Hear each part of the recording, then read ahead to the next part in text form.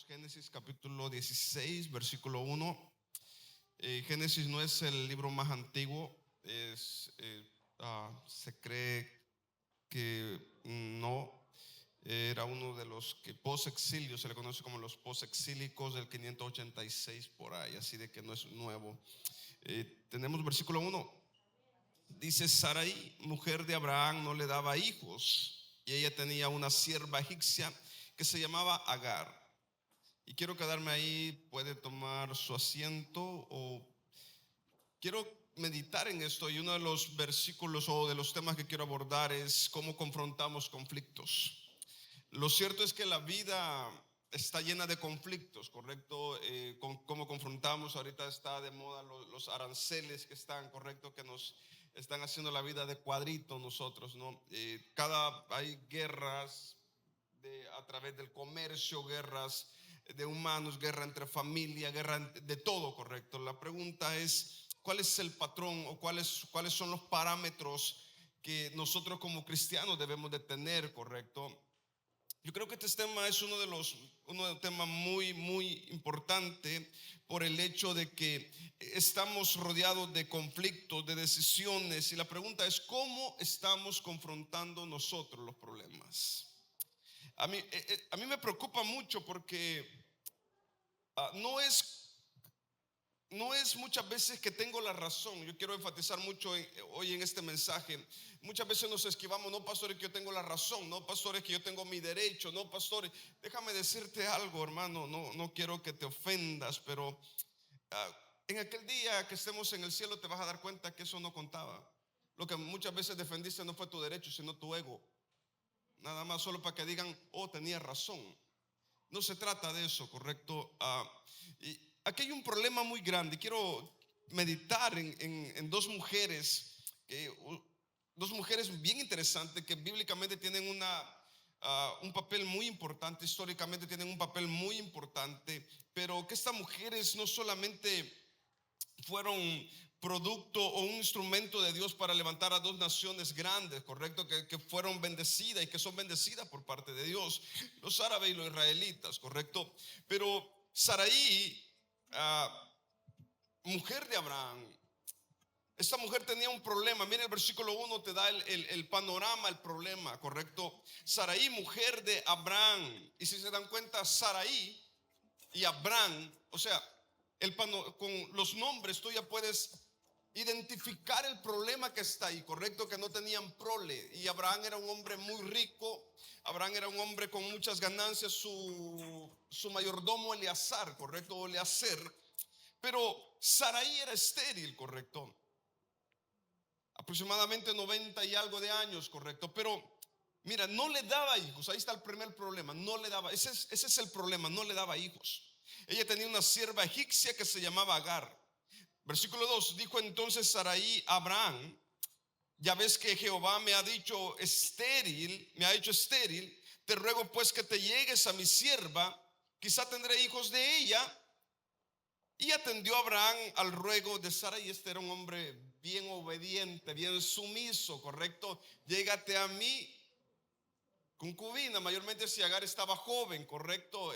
Pero este versículo no solamente se debe de leer teológicamente, sino históricamente también. El pueblo de Israel no es un pueblo nuevo. Bíblicamente no es un pueblo nuevo. Anteriormente, aún cuando tú vas a Génesis capítulo 12, Génesis capítulo 11, ya habían otras naciones. Cuando el pueblo de Israel todavía no estaba formado, ¿correcto? Ya habían otras naciones con arquitectura muy sofisticadas. Aún se cree que los hititas y los hurritas ya tenían armas, ¿correcto? Ya tenían como armas sofisticadas para la guerra. Imagínate, antes que el pueblo se formara. Estamos hablando que cuando Abraham estaba en Ur de los Caldeos, ya había una estructura de gobierno, ¿correcto? Así que cuando Abraham sale de ahí y se lleva a su mujer, ahí podemos hablar de una obediencia a medias que tuvo Abraham, ¿correcto? Porque no salió solo, salió con su padre Harán y se quedan más adelante, ¿no? Pero lo interesante es que Abraham va en fe, agarra a Sarai, su mujer, Pero a lo que quiero llevarte para entender el versículo 2 es de que anteriormente, recuerda esto, Abraham era un hombre de fe, pero tenía una influencia pagana. ¿Está conmigo?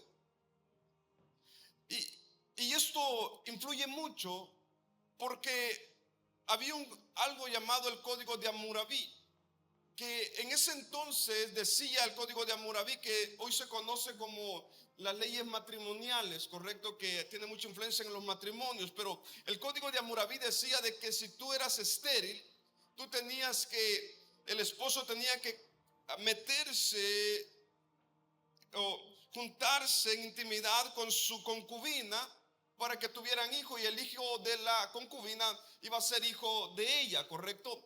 La característica ya de dar luz es que ella tenía que ponerse abajo de ella, pujar como ella, hacer todo como ella, para que también ella sienta que el dolor y diga, este es mi hijo. Así que lo que Abraham hizo no fue algo a la locura, tenía una influencia pagana, una influencia cultural, ¿correcto? Este es el versículo, se debe de interpretar de esta manera también. ¿Comprendimos eso? Amén. Ahora bien, versículo 3. Que te llegues a mi sierva, quizá tendré hijos de ella. Y atendió Abraham el ruego de Sarai. Y Sarai, mujer de Abraham, tomó a Agar, su sierva egipcia. Y a cabo de 10 años que había habitado Abraham en la tierra de Canaán, y dio por mujer a Abraham su marido. Versículo 4. Y él se llegó a Agar, la cual concibió. Cuando vio que había concebido, ojo a esto, cuando vio que había concebido, miraba con qué desprecio a su qué señora.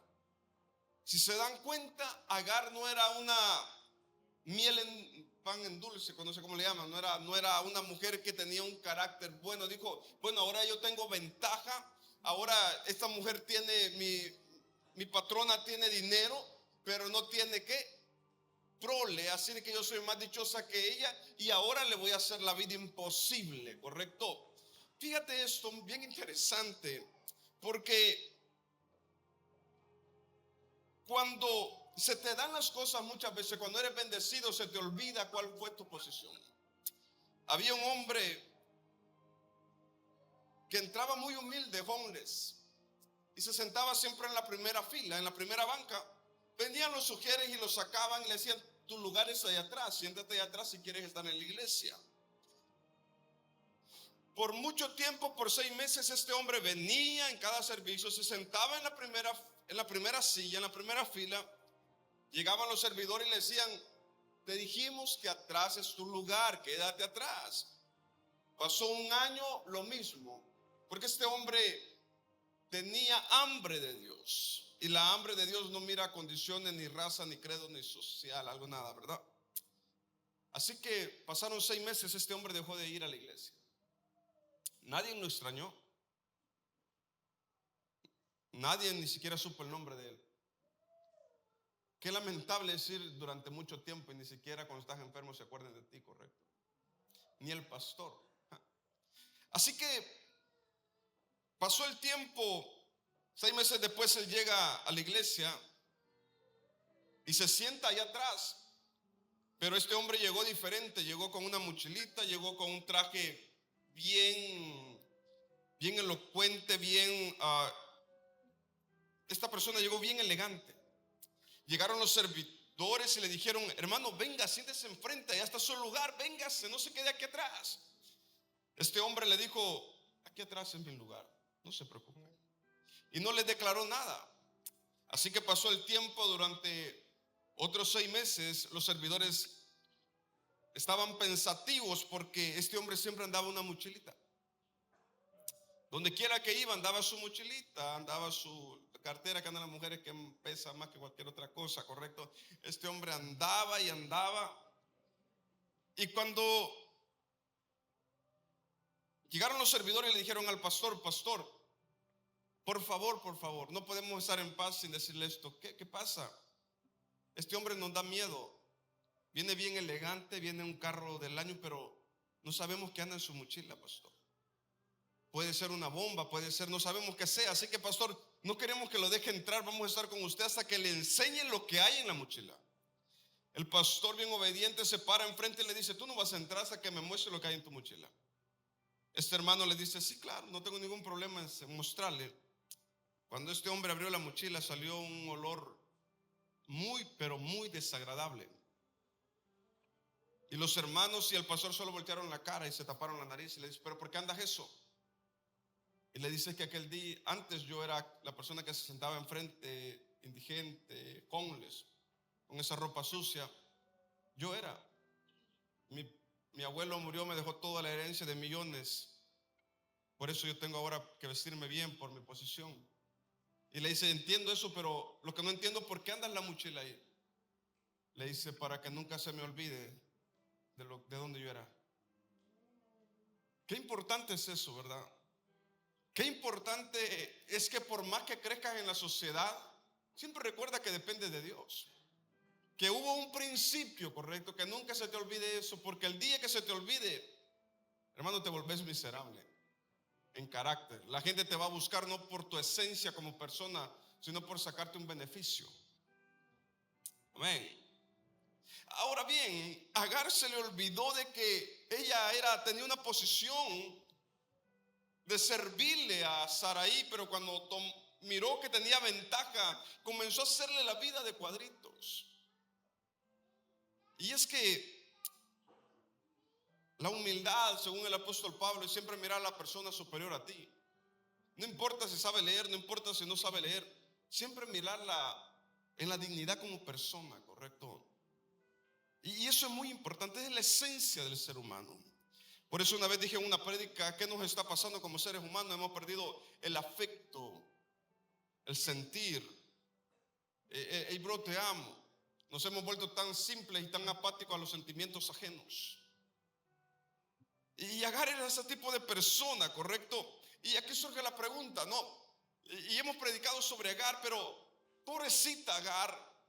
Agar, ¿qué culpa tenía Agar, correcto? Que se metió por ella no tenía ni voz ni voto, pero Agar, pobrecita, correcto. No, déjame decirte que no, Agar tenía bien merecido lo que le pasó, correcto.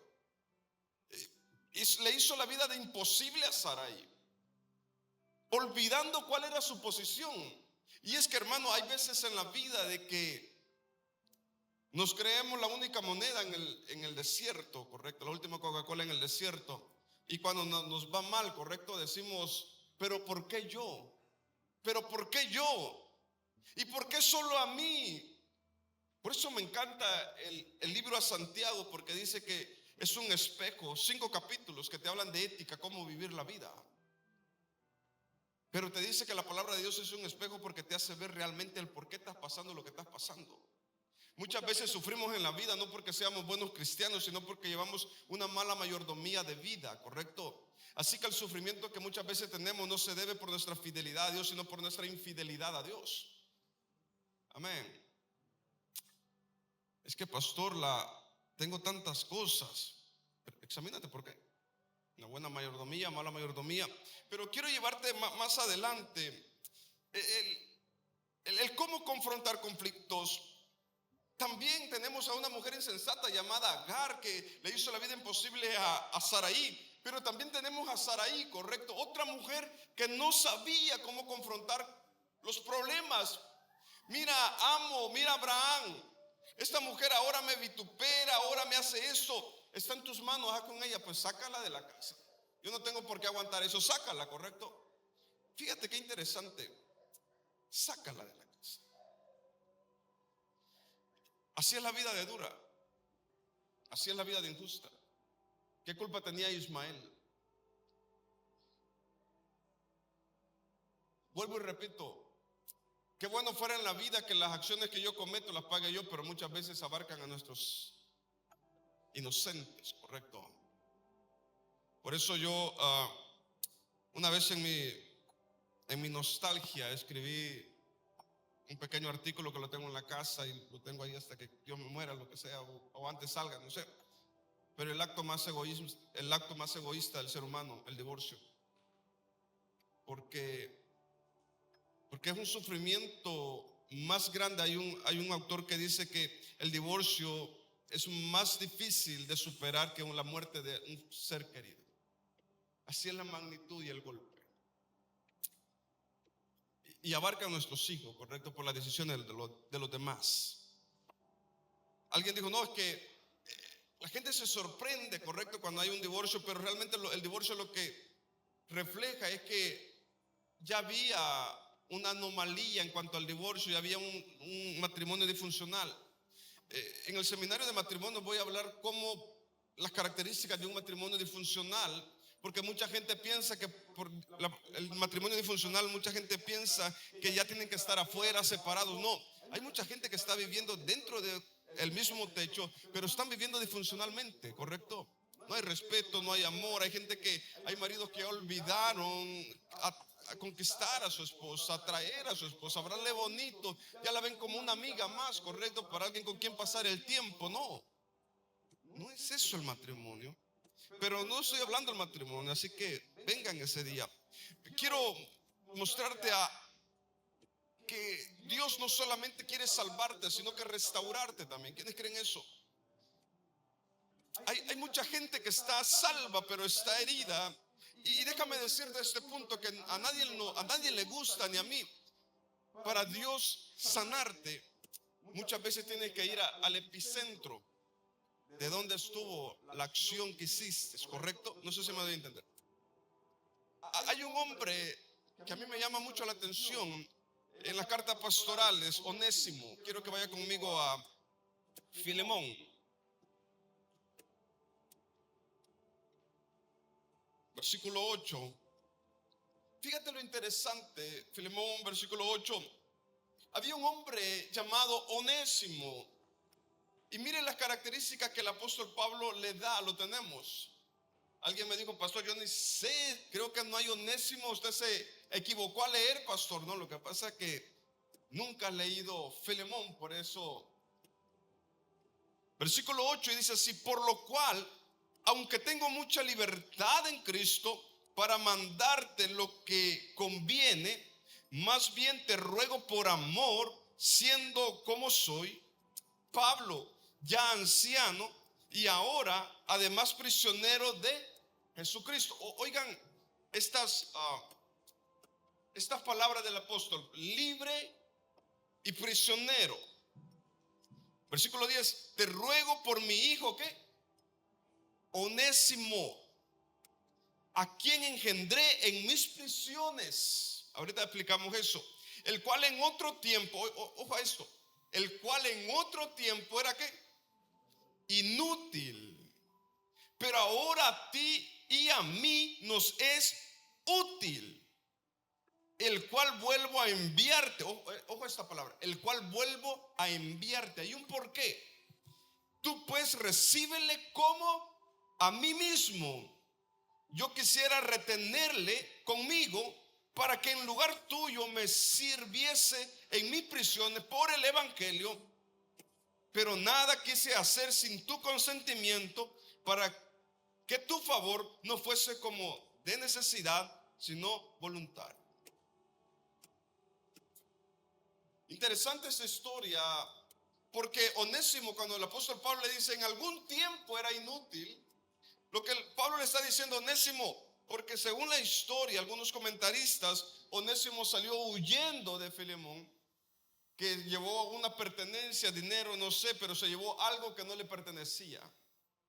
Y Onésimo iba huyendo, ¿correcto? Y en el año 56, como el apóstol Pablo estaba en la cárcel, por algo, por una razón, por una diosidencia, Onésimo llega.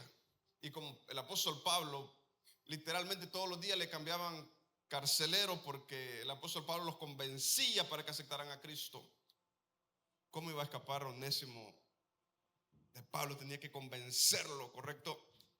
Así que es interesante cómo toda la ruta, Onésimo se roba algo de Filemón, da la vuelta, lo llevan preso, llega a donde Pablo exactamente, y Pablo lo convence de su pecado. Pero lo que quiero llegar es a esto: si Cristo ya había entrado en Onésimo y Onésimo había comprendido su maldad, ¿Cuál era la necesidad de volverlo a mandar al epicentro donde Onésimo falló? Esta misma historia se mira en Génesis 16.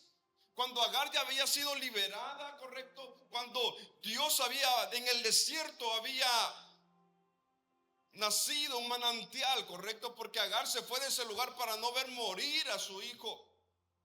Y llora, Ismael llora con aquel gran llanto, correcto. Y Agar, su madre, es que nadie quiere ver, correcto.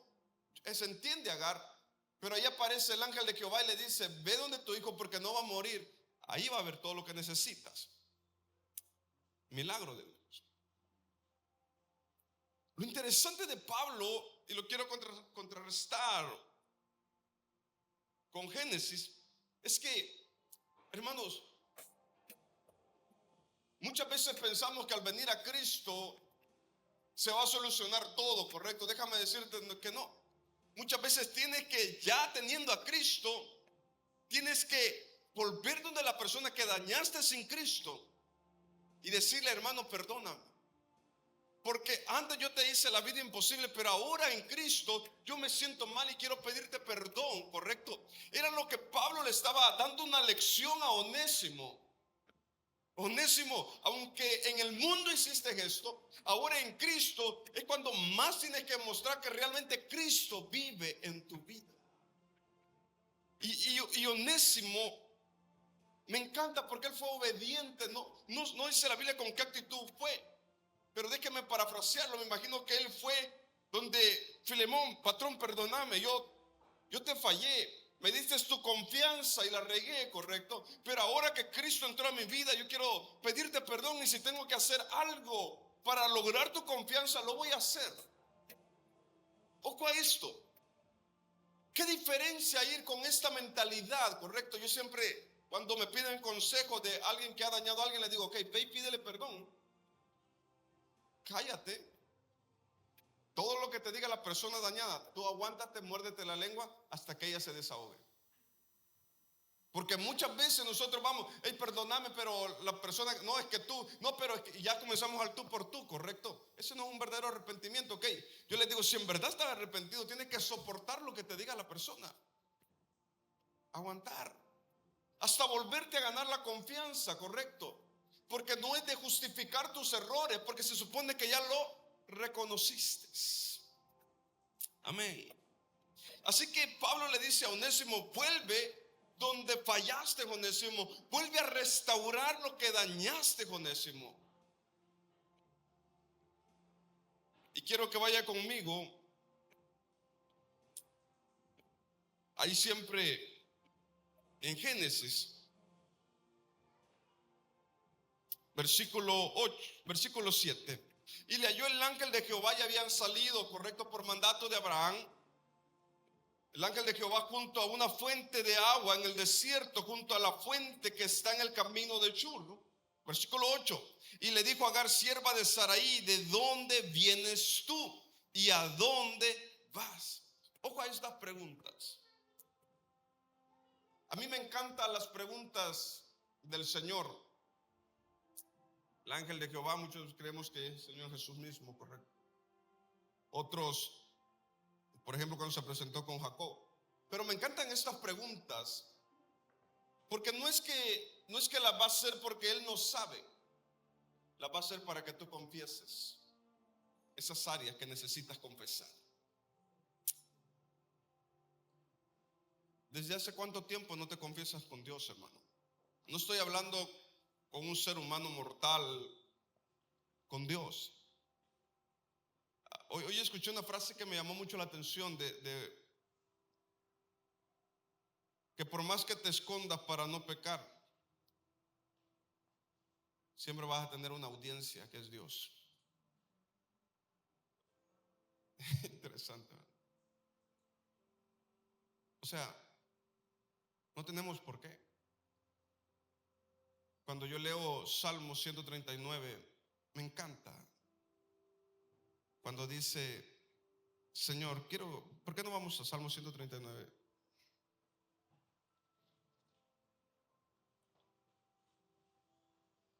Mire lo que dice: oh Jehová, tú me has examinado y conocido. Tú has conocido mi sentarme y mi levantarme. Has entendido desde lejos mis ¿qué? Ojo a esto, Satanás no puede leer tu mente, ¿sabías tú? Porque él no es omnisciente, ese atributo solamente le corresponde a Dios, porque él es un ser limitado. Y el salmista está diciendo, tú conoces mi pensamiento. Es lo que decía Lutero, correcto, no puedo evitar que los pájaros vuelen sobre mi cabeza, pero puedo evitar que hagan nidos sobre ella. O sea, Satanás va a tirar dardos a tu mente. Si Satanás logra cautivar tu mente, logró cautivar tu tiempo, tus pensamientos y tus acciones también. ¿Está conmigo? Por eso, y esto lo sabía el Señor Jesús cuando, estoy haciendo un paréntesis, esto lo sabía el Señor Jesús cuando Jairo, llegan los guardias y le dijeron, no moleste más al maestro porque tu hija ¿qué? Ha muerto. Y cuando usted lee el pasaje, y al instante dice, Jesús le dijo, no temas. O sea, Jesús sabía que si esta mala noticia se procesaba en Lázaro, en Jairo, ese milagro no iba a ocurrir, porque lo único que impide que haya un milagro es tu falta de fe, correcto. Así que Jesús sabía que si esta palabra de negación se llegaba y se sembraba en la mente de Jairo, no iba a pasar nada. Así que Satanás por eso te tira dardos. ¿Para qué a la iglesia? Le voy a pagar con la misma moneda. Él es hipócrita. Escuchar lo mismo de siempre, hacer esto, hacer lo otro. Hermano, en vez de meterle cosas negativas a tu mente, métele palabra de Dios. Porque déjame decirte que hay buena semilla y mala semilla. Y todos los días le estamos sembrando semilla a nuestro corazón, a nuestra mente. La pregunta es, ¿qué tú le estás metiendo a tu mente y a tu corazón? Dice, tú conoces mis pensamientos, has escudriñado mi andar y mi reposo, y todos mis caminos, ¿qué? ¿Te son qué? Conocidos, pues aún no está la palabra en mi lengua. Y aquí, oh Jehová, tú la sabes toda. A mí esto me fascina. ¿Sabes? Y cada vez que voy a orar, este versículo viene a mi mente.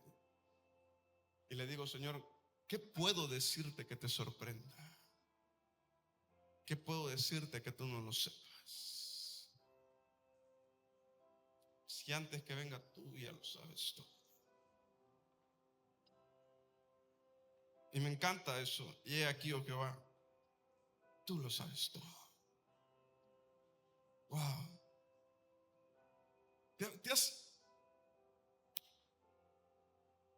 ¿Te has arrodillado un momento con este versículo y le has dicho, y te has quedado en silencio porque no sabes qué decirle porque lo sabe todo? Hermano, déjame darte una buena noticia. Ante Dios tú y yo estamos desnudos. No podemos ocultarle nada. Recuerda esta frase en que puedas esconderte para que nadie te vea al pecar. Tienes una audiencia que no puedes esquivar. Esa audiencia es Dios. Él es el testigo. No podemos hacer nada. Así que este salmo es un salmo maravilloso, pero estamos hablando acerca de la confrontación. Mire el versículo, estamos en el versículo 8 de Génesis, ¿verdad? Salmo, bueno, ya pasemos a Génesis, solamente quería mostrarles ese versículo interesante, perdón. Mire, el versículo 8 de Génesis capítulo 16, se le dijo a Agar, sierva de Saraí, ¿de dónde vienes tú y a dónde vas? Y ella respondió, huyo de delante de Saraí mi señora. La pregunta es, ¿por qué huyes, Agar? ¿Por qué huyes, Agar? Hay un proverbio que dice que el insensato huye sin que nadie ¿qué? Lo persiga. Les tengo una buena noticia entre paréntesis. En junio vamos a empezar una campaña de proverbios. Vamos a leer todo proverbios. Y todos los domingos vamos a estar hablando de proverbios. Pura sabiduría, pura sabiduría. Y mire el versículo 9. Versículo 8. Huyo de delante de mi señora. ¿Por qué huyes? Señor, porque yo trataba mal a mi señora. Hermano, déjame decirte algo. Ya no huyas más. Ya no huyas. No hay necesidad de huir. Más vale enfrentarte, ¿correcto? Y aunque tengas que ser humillado, más vale enfrentarte y dejar de huir. Versículo 9, perdón. Y le dijo el ángel de Jehová: vuelve a ¿qué? A tu señora, vuelve a tu señora y ponte sumisa bajo su mano. Interesante. Otra vez lo de Onésimo. ¿Se dan cuenta? Señor, vengo. ¿De dónde viene? Vengo huyendo de mi señora. Mi hijo casi está muriendo. El ángel se presenta y le dice: vuelve donde te tratan mal. Vuelve donde encendiste esa llama. Vuelve donde tu señora. La pregunta es ¿por qué? ¿Te has preguntado por qué? Interesante este versículo. No sé si solo a mí me llama la atención, pero es interesante. ¿Sabes por qué? Porque el problema muchas veces de nuestro corazón es la propia arrogancia. Es la misma arrogancia, la altivez. Y hay una cura, hay algo dictado para la altivez. Dice la Biblia que de lejos Dios lo mira, ¿correcto? Que Dios mira a aquel hombre que está humilde. La humildad no se mira por la ropa que traes, sino por la sencillez de tu corazón. ¿Correcto? Y esto es interesante porque Dios quería tratar en la raíz del problema de Agar. Vuelve a tu señora y ponte lo que no te pusiste antes, ponte sumisa sobre ella, porque hay un problema en tu corazón, Agar. O sea, tú tienes bendición, yo voy a hacer esto en tu vida, Agar, pero hay un problema que quiero cambiar en tu corazón. Hay un problema que quiero quitar en tu vida. Y mira lo que le dice más adelante. Versículo 10. Le digo también el ángel de Jehová: multiplicaré tanto tu descendencia que no podrá ser contada a causa de la multitud. O sea, Agar, mira esto. Agar, yo voy a hacer grandes cosas en tu vida, Agar. Pero de nada sirve que haga tantas cosas en tu vida cuando tú lo vas a arruinar, porque el problema de cómo estás hoy, huyendo, de que tu hijo está a punto de morir, es por tu corazón. Es porque hay un desorden en tu vida, Agar. Entiéndelo. Yo quiero tenerte en esta posición, pero lo vas a arruinar si yo no trato en tu vida. Si yo no arreglo, Agar, yo te voy a bendecir. Y ojo a esto, lo que Dios le dice a Agar. Agar, esta es la promesa que yo tengo para ti. Y sabes, Agar, que lo que yo digo, yo lo hago, correcto, ese es Dios. Pero yo no quiero hacerlo hoy, porque tú lo vas a destruir. Yo primero quiero tratar en esas áreas que están malas, y después te voy a dar lo que yo te dije. Ese es Dios. ¿Y sabes por qué muchas veces nosotros no somos bendecidos? ¿Sabes por qué muchas veces seguimos orando por lo mismo? Porque le hemos pedido, nos hemos encargado en pedirle tantas cosas a Dios, cuando Dios dice: no, hijo, espérate, hijo. Y escucha bien este mensaje, porque puede ser que este sea la clave de tu bendición. Hijo, espérate. Yo puedo darte todo lo que tú me pides, pero no quiero que lo destruyas. Primero quiero trabajar en tu vida. Primero quiero trabajar en tus sentimientos. Primero quiero trabajar en tus pensamientos. Primero quiero trabajar en esas áreas que solo tú sabes que están mal y que yo sé que están mal, y que eso te va a destruir, hijo. Yo quiero trabajar en esas áreas. Mire la chulada, es que una bendición. Imagínense, si se dan cuenta, el problema de Agar, Dios le estaba dando bendiciones, pero ese es Dios, hermano. ¿Sabes por qué mucha gente hoy en día está perdida, que no viene a la iglesia? Porque pidieron a Dios, no esperaron a Dios y buscaron sus propios medios para ser bendecidos, y vino esa misma bendición que ellos consiguieron y se fueron para el mundo. Porque el plan de Dios comienza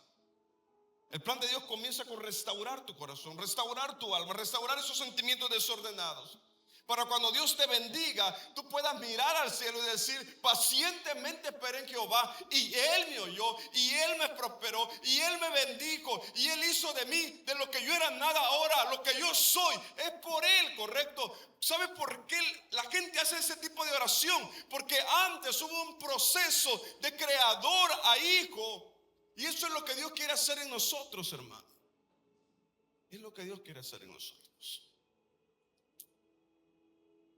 Ahora bien, hemos abordado mucha Biblia, pero quiero que vaya conmigo a Filipenses. Estamos hablando sobre el desorden.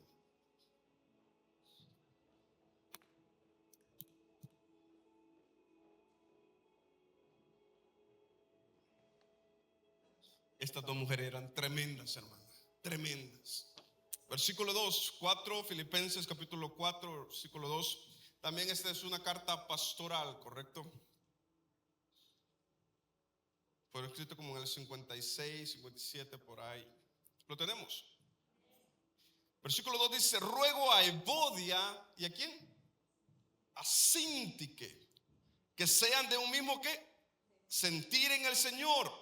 Asimismo te ruego también a ti, compañero fiel, que ayudes a estas que combatieron juntamente conmigo en el Evangelio, con Clemente también y los demás colaboradores míos, cuyos nombres están en el libro de la vida.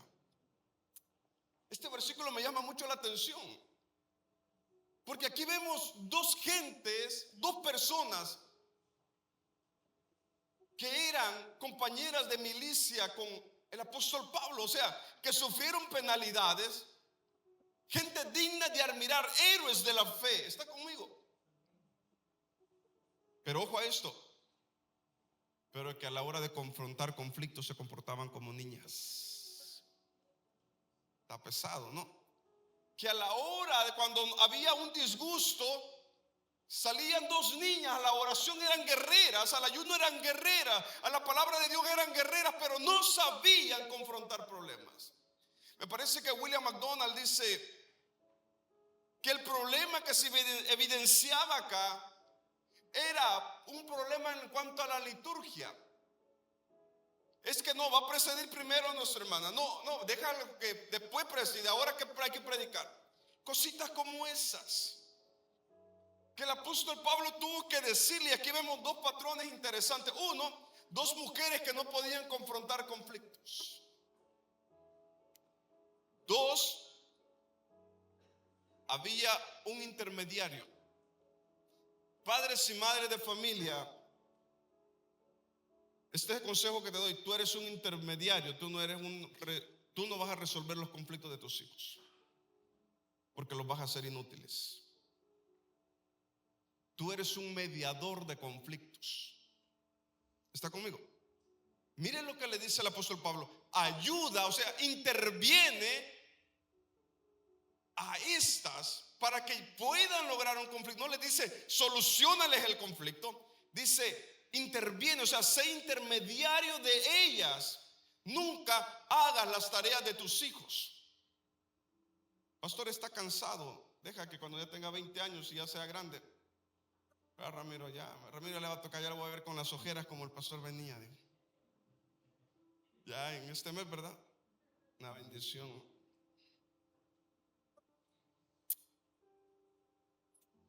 ¿Sabes qué?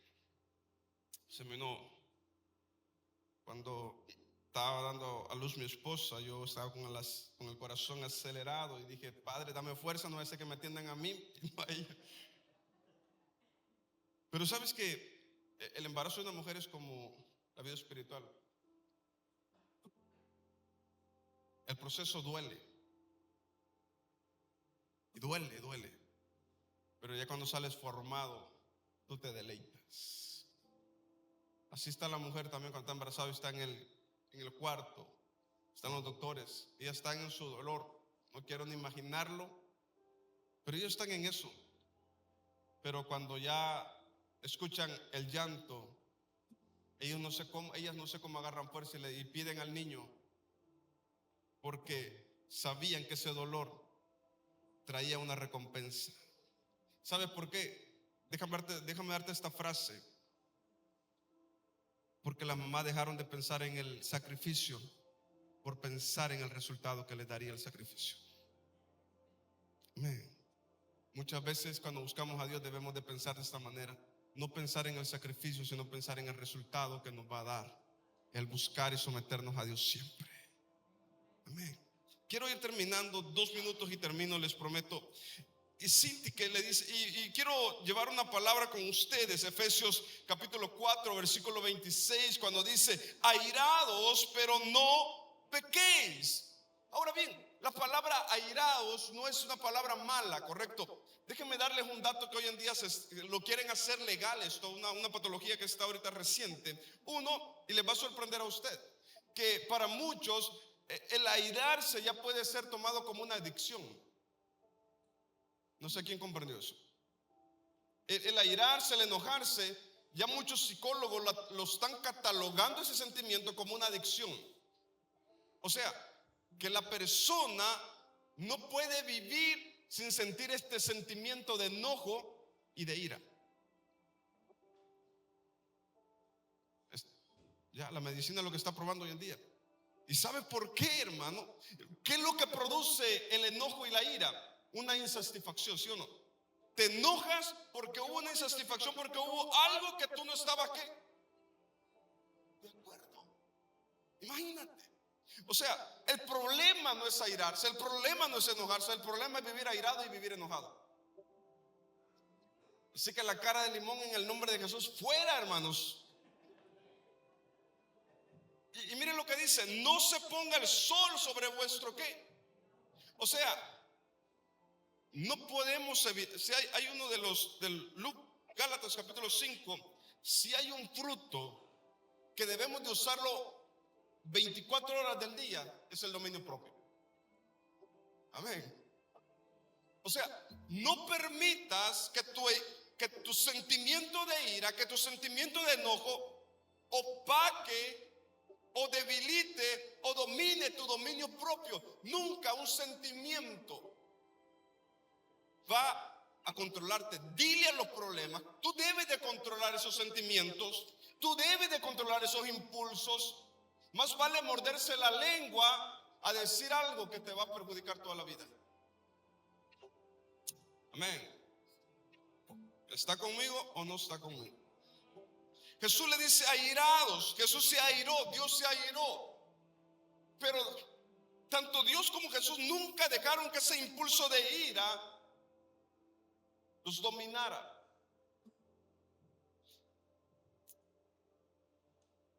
¿Qué es la ira? Cuando tú te dejas, ¿sabías tú que para cometer una catástrofe se necesitan 6 segundos a 5 segundos lo mucho?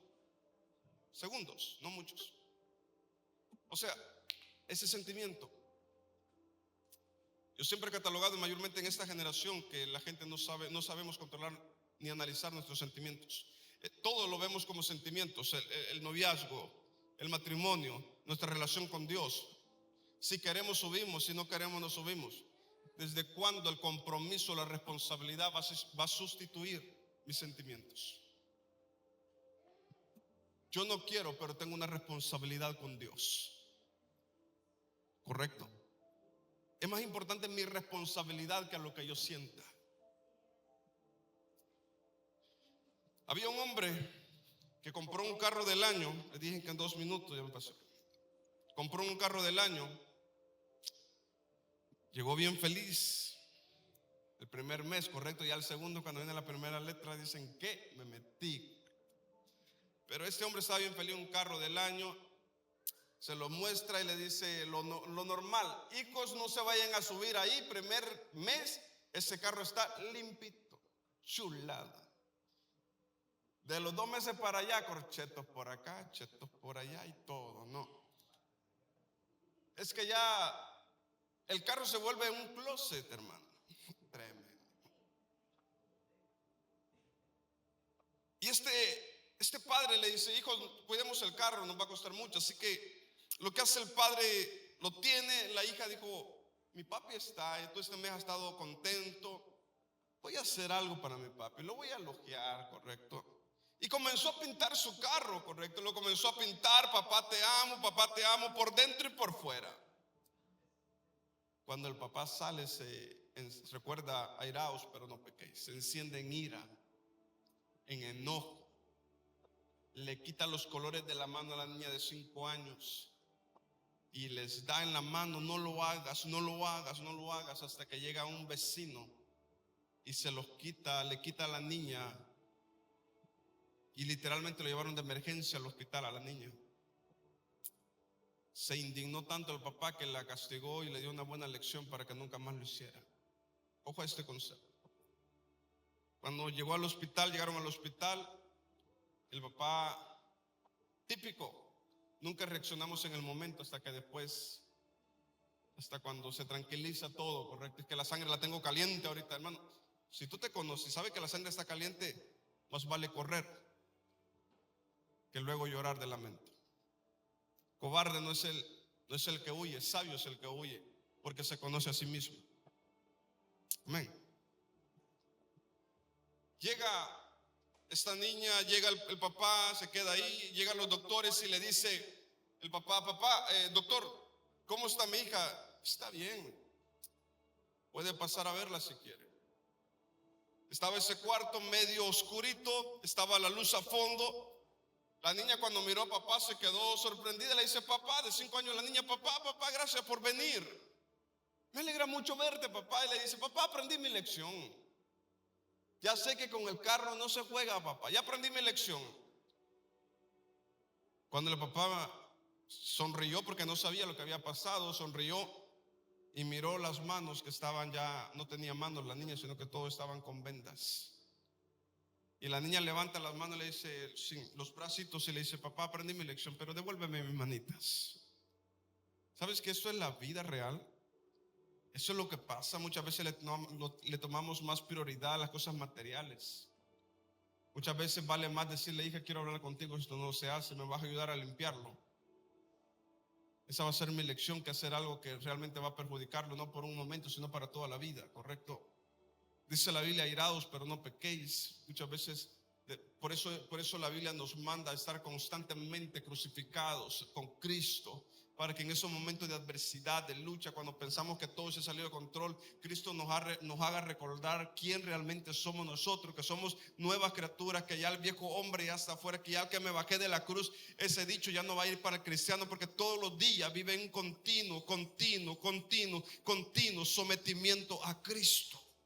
Esa es nuestra vida, hermano, vivir constantemente para Cristo. Dentro de 2 domingos voy a predicar por qué tú eres cristiano. Y tú vas a tener que responder esta pregunta en el transcurso del mensaje. ¿Por qué tú eres cristiano? Así que, ¿por qué no inclina tu rostro ahí donde estás? Soberano Dios, te bendecimos, te exaltamos. Señor, reconocemos que estamos grandes, pero muchas veces no sabemos cómo confrontar problemitas pequeños. Por ende te pedimos que seas tú que nos transformes, que nos moldees a tu imagen todos los días, Padre, cada momento. Señor, recuerda aquel versículo que tu palabra dice, Señor, que te dolió en tu corazón haber creado al ser humano, Dios. Y es que, Señor, así como esas pequeñas cosas, Padre, no podemos, Señor, hacerlas solo nosotros. No podemos vivir la vida, pensar que no te necesitamos. Es una locura, oh Dios. Hoy queremos decirte que te necesitamos, aún en los detalles más pequeños, Señor, te necesitamos. Aún en las cosas más pequeñas te necesitamos, Señor, porque sin ti no podemos vivir. Sin ti no podemos hacer nada, oh Señor. ¿O qué podemos hacer en los cuales podamos decir, yo no necesité la intervención de Dios? No podemos hacerlo, porque te necesitamos. Tú eres nuestro centro. Tú eres el centro de nuestra vida, el centro de nuestras acciones. Tú eres la motivación, Padre, por el cual nos levantamos todos los días para vivir consagrados a ti, Señor, nuestra mente, nuestro corazón y nuestros pensamientos. Te bendecimos, Señor, por amarnos, por hablarnos, Padre, en cada servicio de tu palabra, Señor. En el nombre de Jesús, Padre, gracias. Amén, Señor, y amén. Así que, hermanos, Dios les bendiga. Bueno, gracias por haber estado acá y quedarte hasta el final de escuchar esta palabra, que espero que haya sido de edificación para tu vida. También hemos estado orando mucho para que toda esta palabra haya transformado y esté transformando tu vida. Gracias por haberte quedado acá y apoyarnos a través de esta plataforma. Dios te bendiga y dale like. Bendiciones.